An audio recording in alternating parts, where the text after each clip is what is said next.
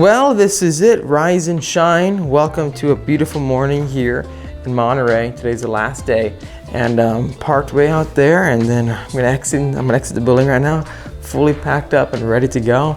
Got our new McLaren hat that says "Speed" for Speed Phenom, the channel. I don't know. It's a funny coincidence, right? And here we are outside. You can see the mist in the air, like the clouds, the ocean breeze everywhere. Got a little pool down there, and then check out, you even have this little like a labyrinth over here with the bushes. It's super cool. This whole hotel is literally like a castle. Awesome setup here, and the car is completely safe as well. So we've been really hooked up, and it's really exciting because it allows us to enjoy the trip and not worry too much about the car. Though, big things going on today. Since it's Sunday, it's like the big day of the event. Conquest Elegance, Pebble Beach, etc. It's actually pretty cold outside. Good thing I wore this long sleeve shirt. I heard the new Ferrari 296 is gonna be out there. So we're gonna get the chance to actually check it out finally in person. And made it back to the car, gotta get it all, packed up and everything, but it's got a whole layer of like dew all over the car. I bet on our cold start, we're gonna see some like white steam come out of the exhaust tips out back. Anyways though, it's pretty difficult going across country and do all these crazy things with a McLaren because it's just a race car, but you can do it, guys. Trust me, you can do it. And flash forward, we are all packed. I got the whole entire frunk all completely filled up, and the car is all set and ready to go. So yes, you can go on a 4 or 5 day road trip adventure with the McLaren 600 LT. Alrighty, let's do this.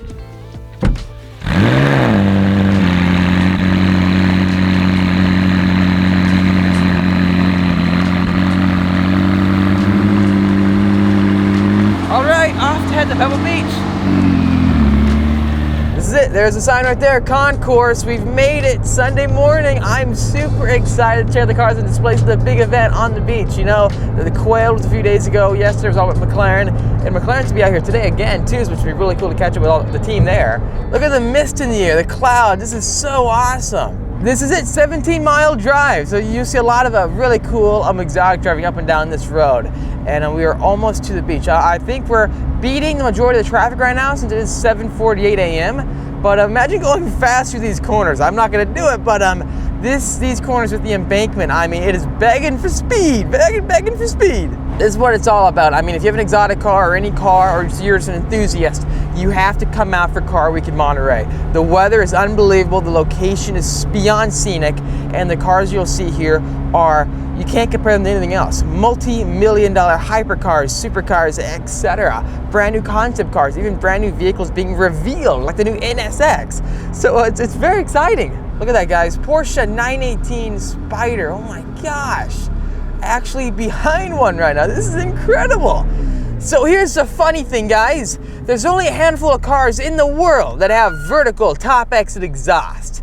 We've got it, and the Porsche's got it right in front of us. Can you see that? So it's more angled, I think, backwards. Ours is kind of going more straight up, but really cool to see where they may have gotten the idea from. Update. So the media parking is gone. They're making us park. Whoa, we're down by the coast, guys. Check this out. This is insane. I'll put on the wipers so you can see a little better. You're taking a shuttle, I guess, but literally we are on the coastline. Look at the ocean right there. We're so close to the ocean. This is unbelievable. We have made it to the parking on the coastline. See a Corvette, I think maybe 1 LT, no high wing spoiler. Car is completely parked, all safe. You have plenty of space between any other car. And then right next to us, right there, guys, the Porsche 918 Spyder. So just like our car with the center mounted top exit exhaust, you have that on the 918. So ours is kind of going, again, more straight up, and it's towards the middle of the vehicle. With the 918, as you can see, it's way up high, directly behind where the driver and passenger sits. I just love the metal finishes all throughout the hexagons. I mean, it looks so amazing. This is a dream car for me right here. I'm a major fan of it. It actually says right here, number 731 918 Spyder. You can see all the golden elements of the engine bay. And actually, exhausts don't just go up and out through the top at more of an angle towards us.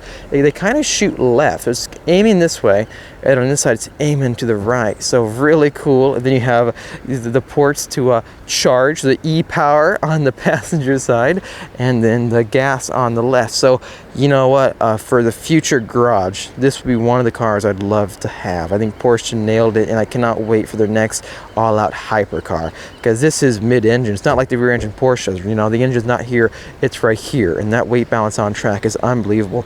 Interestingly, though, from the lap times I've seen, this car is basically as fast as this car. So it's really funny. You got to realize, though, these hypercars came out so many years back. It's like been 7 years ago. But nonetheless, really, really cool interior with the carbon fiber everywhere and the racing bucket seats that say Porsche 918 Spyder, full carbon roof, and then as well as the carbon mirrors. You can see just how wide the body kit is on this car. Wide front fenders, wide rear, and look at all the rocks way down below in the actual intake. So that really shows you a really interesting design of what it's like to own this vehicle. Way down below, 325 30 21s. Then here's a Ferrari coming by. So all the cars are coming in. The C8 Corvette's gonna have the same size wheels, but then wider tires than the 918 Spyder for the Z06. Imagine what that's gonna be like. So we have 918 Spyder. Then this way, we've got a Carrera GT.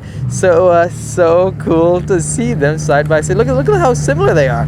Carrera GT, 918, especially with the rear engine bay hatch. Oh, is he off-roading it? Oh, he kind of is. Special right there. Oh my gosh.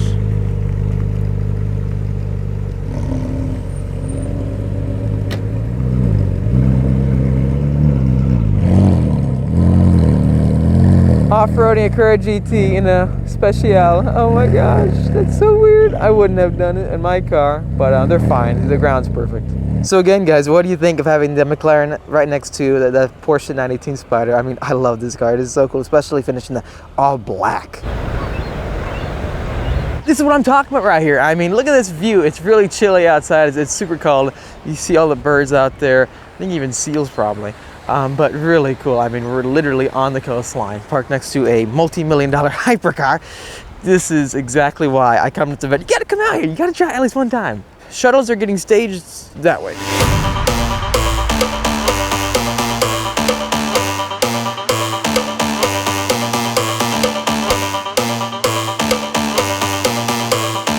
And this is it. We have made it. Pebble Beach. Here's the main entrance, and I believe straight ahead in here towards our left we'll find Ferrari. Here's the new Ferrari Roma, and I drove one of these recently. Very fun car, a lot of horsepower, over 600 horsepower, and with the dual clutch, I mean, it shifts super quickly. I mean, very fun car to drive. Very much of a GT car, just the evolution from the California. I did enjoy driving it. It definitely does have the Ferrari vibe. The steering is very sharp, but you can really daily drive this any day of the week. So if that's what you're looking for in a Ferrari, like a GT car, super comfortable, like an Aston Martin basically. This is a pretty fun car. And you have the A12 competition. Looks absolutely unbelievable. I love the exposed carbon fiber, the yellow accents, the yellow trimming on the wheels. Wow. Now we have tracked the FA. It was Bobby's car. Really cool guy. He's actually getting a brand new car coming out that we'll see shortly. My glasses are fogging up. Really funny. But one car we have not driven yet, but we will soon, is the SF90. This car, again, 9 second quarter miles. And with that being said, just imagine going corner to corner with that setup. Okay guys, here we are. We have made it to the Ferrari lot at Pebble Beach, and here you're gonna find the first ever North American debut for the new 296 GTB Ferrari. So let's go check it out. There are so many cars here. We have Monzas down there, multiple of them. I see 4 right away. Actually, way more, because it's going left and right. So they have tons out here. This is an awesome display they have. Oh my gosh. Okay, so this is probably where you're gonna see more Monzas than ever, like anywhere in one place. We have 1, 2, 3, 4, 5, 6, 7, 8, 9. So well over 10 Monzas. Now I bet some of these are customer cars, of course, and the specs, every single one looks different to me. It is honestly so cool seeing these cars, especially next to, you know, all the heritage models all around us. Now we've driven the Elva, the no windshield version of the McLaren. Now the Monza, though, that would be something very interesting, but of course you need to wear a helmet. On the passenger side, you can actually see how there's a tiny piece of like a glass right in front of where the passenger sits, and maybe that'll scoop up the air so that it doesn't hit you directly in the face. Nonetheless, it would be so interesting to find out what it's like to drive, and also be in the passenger seat with a huge column dividing you from each other in the middle. You can actually see all the air right here with this tunnel going through the side of the car, and honestly, so cool to see. Look at the design of the two-tone on these seats. I mean, it is so, I've never seen this before. It's so different, and the harnesses completely finish it off. And look this way. This is pure heritage right here. Look at that rough textured finish on the leather on this Monza SP2. This is a limited edition right here. You can see the main interior column controls right there in the middle. And actually, it's got the same steering wheel as like the 488s out there, and the same interior switch column pieces like the vents right there. But that mirror right there in the middle is super cool to see. How are you going to see from this side mirror to that side mirror? Then you have this middle one right here. It's probably just floating. Interestingly, you probably don't see it right now, but there's little rain droplets falling down from the sky. So since these cars don't have a roof, they're probably getting wet. And one last thing, guys, look right there in the middle.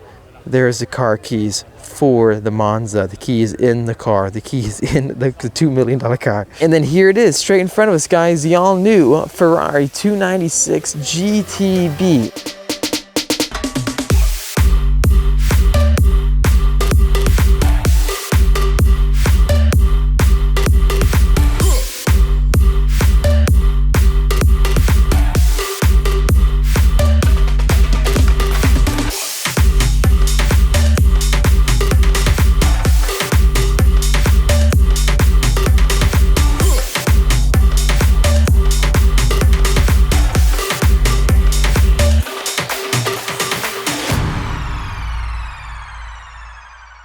Right away, the design is so different than the SF90 and the 488s. Yeah, these really neat intakes right here next to the headlights. Kind of reminds you of what Dodge did with the Challenger to turn one headlight into an intake. But on both sides, the air just swoops in. Then down below, brand new redesigned front and front fascia. Altogether, 819 horsepower with a V6, 120-degree layout too, so it's super wide. So that means you can place it really down low in the chassis. They have a dry sump system as well, so 819 horsepower at 8,000 RPM.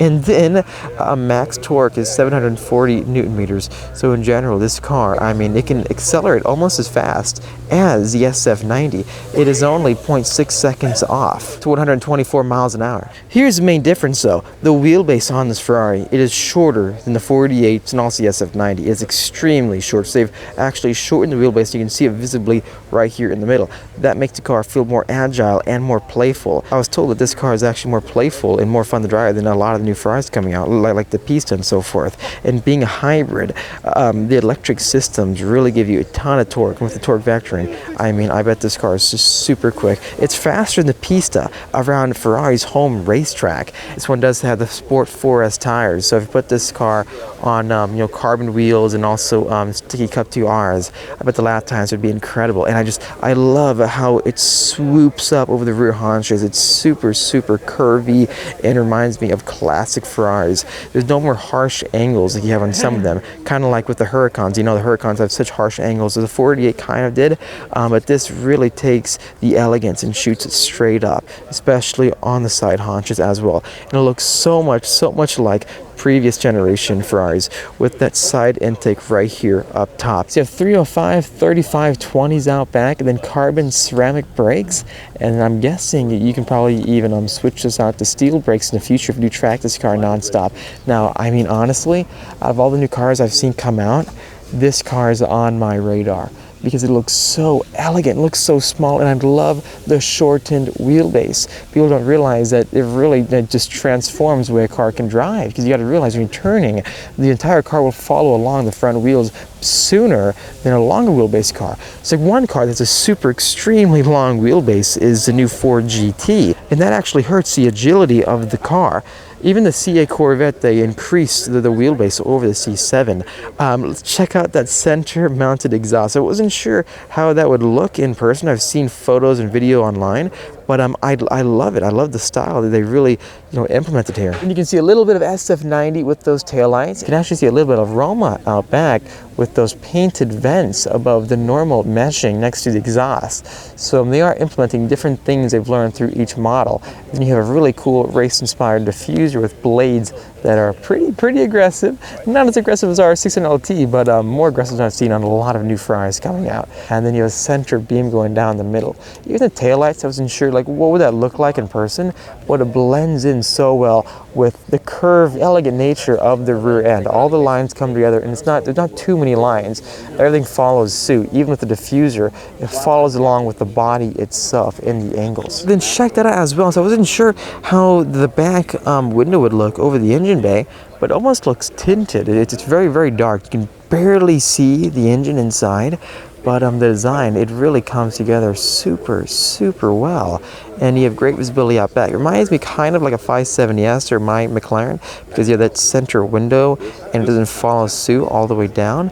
But nonetheless, the design here, the hybrid, it feels like a miniature SF90, but then again, lower the wheelbase and then put a smaller engine in it, and then just see how it goes. 820 horsepower with a V6 that is hybrid is super incredible. It's basically a cut price LaFerrari, and the technology in it, the electric motors, are even more powerful. The whole car just looks elegant and then classy.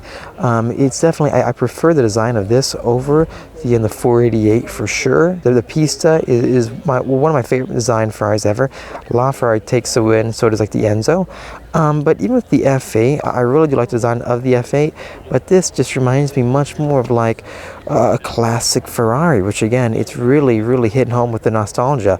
And the interior has been redesigned, and they also have the brand new switchgear and electronics that you would find like the SF90. So it's extremely just electronically advanced. So it really shows you where they're taking it for the future. And I bet in race mode, with allowing a good slip angle on the racetrack, this car would feel so unbelievable. I know I was talking earlier in previous videos that I want to look into like a 765LT, and after driving that car, it was so much fun.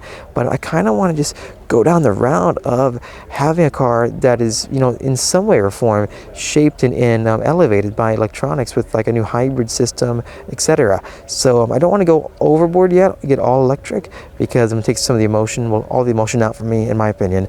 But I'm having a hybrid will really give me a chance to experience what that would feel like on the racetrack. I've driven the NSX on track, and that car is unreal. And I'll keep my McLaren 600LT, but I do want to find out what like this kind of a car would feel like. This is the future, right? You know what, altogether, what do you think about that car? It looked really cool in person. It's definitely, you got to get used to the front end because it is so different than previous Ferraris. But the elegance, the stance, the class, it looks really cool. And then what really excites me is that shorter wheelbase. The car is going to feel much more tossable than having all that extra power. And then a 120-degree V6 in a Ferrari would be unreal. It's the same exact kind of layout that McLaren has done for the new Artura. It's a 120-degree layout. So it allows them to really place the engine down low and further in the car towards the middle. And in general, that really helps with the weight balance in the center of gravity. In general, you want to try to get the weight as close to the center of the car as possible, because it gives you a very low polar movement, and then rotating that corner to corner, that'd be so cool, wouldn't it? And in general, if this is just a starting point, you know, like we had the SF90, that car came out, which is still unreal. I haven't had a chance to really ride in it yet, but I've seen videos online. It looks so cool, and there's one actually here today, way down there. In the future, it'd be cool to get like a hybrid, you know, enhanced supercar like the 296 GTB alongside the C8 Z06, and then our McLaren, the 600LT, because our McLaren is the last of the V8s, right? Last of the V8 twin turbo supercars. The future, everything is going towards the hybrids. So in general, I think I would want to order this car behind me. Let me know, guys. I know that there is an Assetto Fiorano package, which gives you the track prep, and ordering it, we'd have to get that option. I think it's like $30,000 or so or more. Gives you the proper tires, the proper wheels, and the track setup, which would be just terrific. Carbon wheels. Let me know, guys, would you like to see a 296 on the channel and also being raced at the racetrack?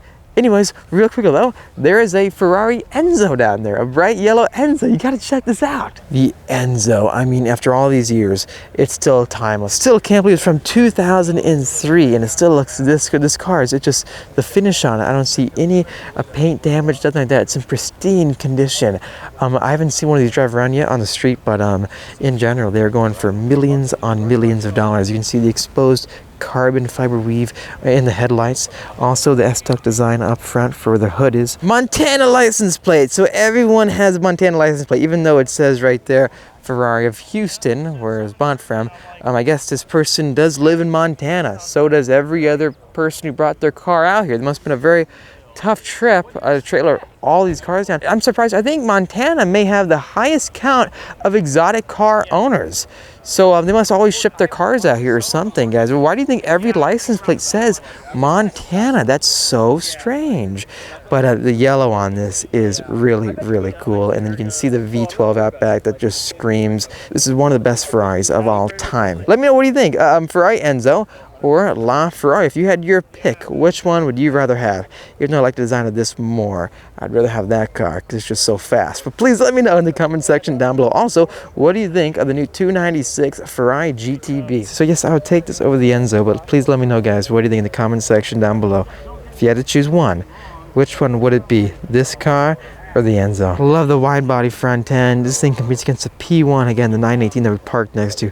So really, really cool to see. But this car has gone straight up in value. I mean, if you bought it, you have made millions of dollars. Anyways, that was my take on the new Ferrari 296 GTB. Please let me know in the comment section again, what do you think about it? Also, stay tuned for a ton more awesome videos from this day at Pebble Beach. There's just so much content. I mean, like hours worth. So I'm really breaking it down based on the type of car. Nonetheless, hope you enjoyed this coverage. I'm very excited for this new vehicle, and it's coming out so soon as well. So please let me know, would you like to see more of the 296 GTB. Thanks for watching again. If you like this video, make sure to hit that like button or just help me out. Also subscribe for much more great content coming out your way. I'll see all of you in the next episode.